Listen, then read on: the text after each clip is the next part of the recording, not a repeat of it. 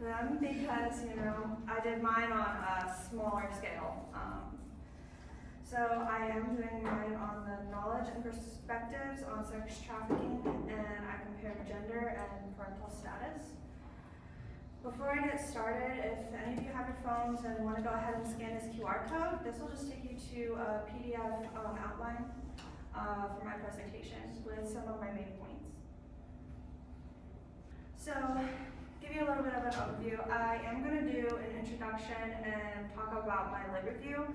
I know we all probably have a little more knowledge on sex trafficking here, but it is important because I based my questions in my questionnaire off of my lit review. And then I will go into my research focus and questions, talk about my methods, results, and discuss importance.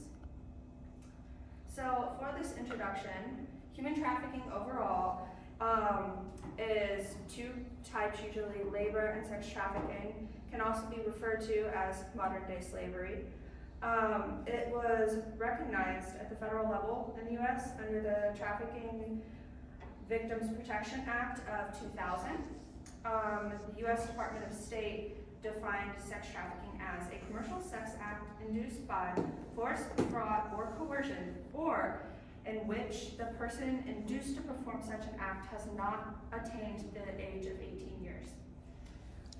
There are a lot of issues with identifying human trafficking, despite the fact that most of the time, at least for sex trafficking, the purpose is sexual exploitation. There's quite a few differences in other aspects such as like recruitment tactic, victim characteristics, means of control, and public perceptions. So I did my literature review focusing on a lot of those differences. So first I focused on entrapment and recruitment. A 2016 study on entrapment and enmeshment schemes used by sex traffickers was done by Reed. They analyzed 79 case files of trafficking survivors. They found 8 commonly used entrapment schemes. So you can see the 8 up there. A couple of them I just wanted to touch on because they seemed a little different to me, like the bait and switch. When I found that, I was not quite sure, but after reading it, it was basically equal to coercion by financial, con, or debt. So that is going to be more of a debt bondage. I also found it interesting that they had specified in the ally building dependence and trust. So individuals would take individuals that were in bad situations and they get them out of those situations first, which I knew was something that occurred, but it was interesting that the survivors had specifically noted this. These are pretty similar to what the National Human Trafficking Hotline found when they interviewed survivors. I got my information from Polaris's Human Trafficking Analysis of that line from 2021, and they found pretty much the same thing. They are labeled quite differently though, but the entrapment techniques typically go in and overlap with the recruitment. I found that the familial recruitment was one of the biggest categories at 40%. And this kind of touches on that too. They had 3 top recruiter types, and it's actually a pretty big jump. The top 2, 45 and 40%, all the way down to 7%. So a lot of this is coming from family members, caregivers, and intimate partners, which should be people that we can trust. So this was actually, I found the top risk factors and vulnerabilities were pretty consistent through like 3 different sources that I touched on. It was Allen et al.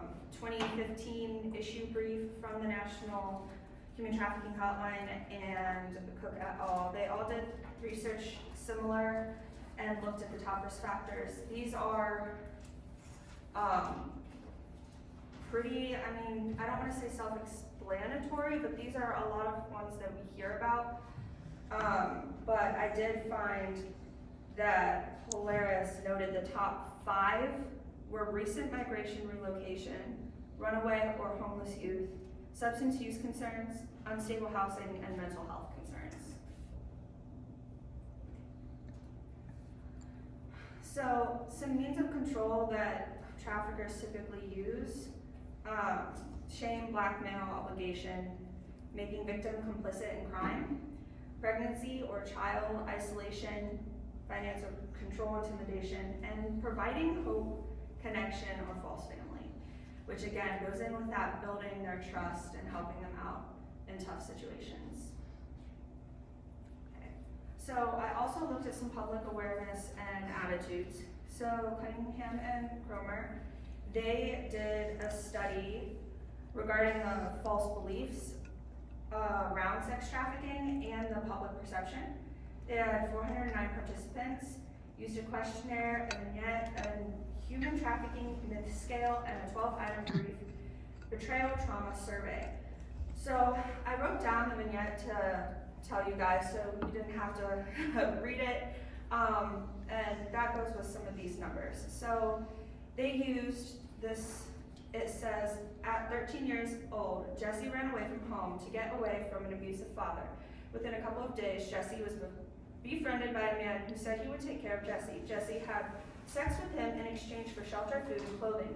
The man said he would keep Jesse safe, but soon he began to make Jesse do sexual acts with other people for money. Unfortunately, 23% of the participants did not believe this was a real situation. They had some kind of disbelief that this would not happen, or it wouldn't happen exactly like this. This isn't typical. 31% of participants believed that the victims were, at least in some part, responsible for their situation. And 36.5% indicated some level of agreement with some of the human trafficking myths used in this study.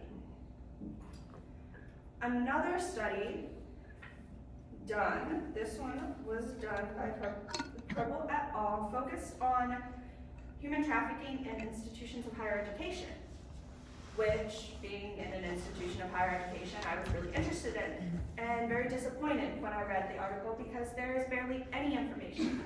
They were not able to find much research.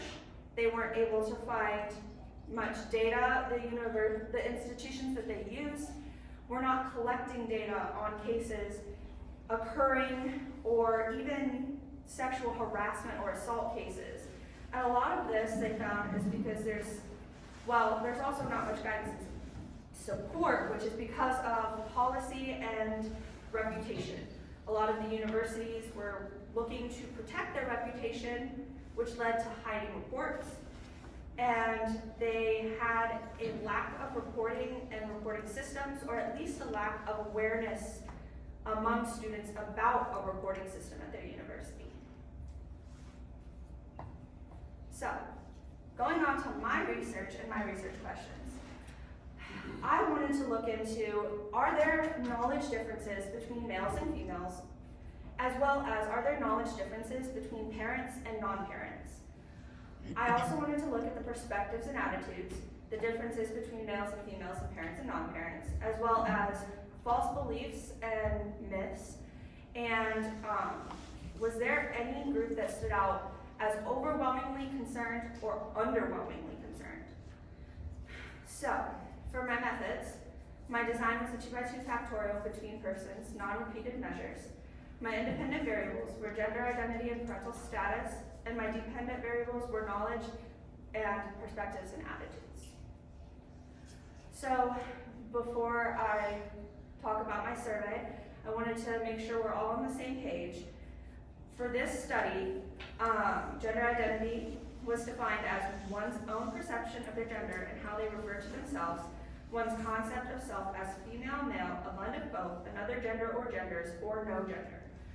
For parental status, it was defined as currently or previously maintaining legal responsibility and or providing full financial support for a person under the age of 18 who is incapable of legal and or financial responsibility for themselves. The knowledge questions were scored on an academic grading scale, and typical 90 and above A, 80 to 89 B, and so on. And perspectives and attitudes were done on a 6-point Likert scale, with lower scores indicating more positive and supportive attitudes towards survivors. So, in total, I had 88 participants. I had 46 identifying as female, 40 identifying as male, and the other two, one identified as non-binary and another did not identify a gender. Unfortunately, I did not have enough to include those in my data, so those were excluded. 55 of those used reported no parental status, while 31 did report parental status. So I developed my own knowledge-based 20-item questionnaire. It was multiple choice, true and false, choose all that apply, and ranking. I used, like I said, my literature review to develop this questionnaire. Then I also used an attitude-based items questionnaire, which was 15 items with a 6-point Likert scale, and I adapted this from the sex trafficking attitude scale. And then I included just the demographics that were necessary for my comparisons, gender identity, parental status, and just roll on the small campus just to make sure, I was getting everybody that I said I was going to with my IRB approval. So for procedures, I used a convenience sample. So basically, I attended classes that the professors were willing to let me come in and survey the students and professors, those that had time, and those that I was able to attend simply because I have my own class schedule and unfortunately can't attend every single class. And then when I did attend classes, I would provide them with an informed consent and provide them a description of the study, allowing them to sign the form, which I then turned in to my professor. I then gave them the survey once I collected their consent form, and after their surveys, I randomly assigned numbers to each survey for ID so I could keep track as I was scoring them. I scored the responses, and then I analyzed the data via t-test on Excel. So my descriptive statistics, I had, as I said, 46 female, 40 male, 55 non-parent, and 31 parent. So overall, I had 30 female non-parent, 25 male non-parent, 16 female parent, and 15 male parent. So overall, in the 4 groups, the mean knowledge scores and mean Likert attitude scores, the knowledge scores were pretty even, except the one. So the male parents seemed to not know as much. I actually was discussing my results with the professor, and it was interesting. They mentioned, is this because they don't know, or is this because they don't want to know? Are they purposely not seeking or trying to learn the information because they don't want to know? And I thought that was interesting. Unfortunately, my study, this is not the scope of that study, so I did not look into that. As far as the attitudes, it kind of varies, but as you can tell, the females are a little more positive than the males. So I did do specifically gender and specifically parental status. So combining the female parents and non-parents, male parents and non-parents, gave me the genders. The mean knowledge scores, the females had a significantly higher knowledge than the males. This is kind of what I expected. But for the knowledge of parent versus non-parent, non-parents had a significantly higher knowledge than parents did, which to me was kind of surprising. I thought parents were going to be a little more concerned to know a little more, which those two don't necessarily go together, as I have discovered. As for attitudes, not surprising to me, females had more positive attitudes than males did. And the non-parent and parent were actually pretty close. They were less than 1%. So there was no significance there. So, the significant differences, as I mentioned, female versus male, parent versus non-parent, and female versus male attitudes. So, before I talk about my ideas as to why, I wanted to point out that these two questions were missed the most. So, the one on the left there, which of the following categories makes up the largest percentage of sex trafficking recruiters? Out of 86 people, 3 people got this one correct. It's a family member. 3 people knew that one. Which of the following categories makes up the largest percentage of exploiters, or the people actually committing the acts? I did not remember to write down how many people this was, but this was the second, most missed question. And unfortunately, as my data shows, I forgot to write down what the answer was. So obviously, it's very concerning that we're not knowing this information. My most negative scoring attitude items were concerning to me as well, because most negative, a trafficked person could go to the police, but he or she chooses not to.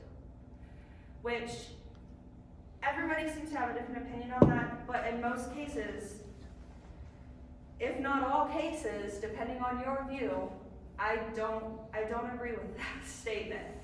The other ones were pretty negative as well, which also some of those towards the bottom, as in a person who is trafficked has been deceived or forced into the situation. Those were more knowledge as well, but it's quite concerning that someone under the age of 18 who works in the sex industry is trafficked. That one was negatively scored, meaning that more people, they didn't know whether or not to agree with that one.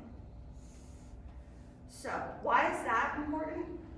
I know there are quite a few limitations to my study, including where I did my study, the amount of respondents, and just the convenience. But I think it's pretty important because this data is from the Bureau of Justice Statistics, and 2,027 suspects were referred to the U.S. attorneys in 2021 on charges of human trafficking overall, not just sex trafficking. 1,672 of those suspects were prosecuted. Only 809 of them were convicted. So we're referring 2,000, but we're getting less than 1,000 convictions. And so for the victim side, granted there were limitations to their study because this is reported by survivors willingly, Polaris found that 10,000 situations of trafficking occurred in 2021, and over 7,000 were sex trafficking, while there were over 16,000 likely victims of human trafficking, with over 10,000 of those being likely victims of sex trafficking. So overall, in my paper I discussed needed sex trafficking in general, as well as specified areas and certain aspects of it. But I think there also needs to be an increase in public awareness, knowledge and understanding, perceptions and attitudes, especially since one of my ideas towards why parents wouldn't know as much is because a lot of this is now happening online and on social media. And so the older generations aren't as aware of that and aren't as good with those sources. And I think that needs to be talked about more too.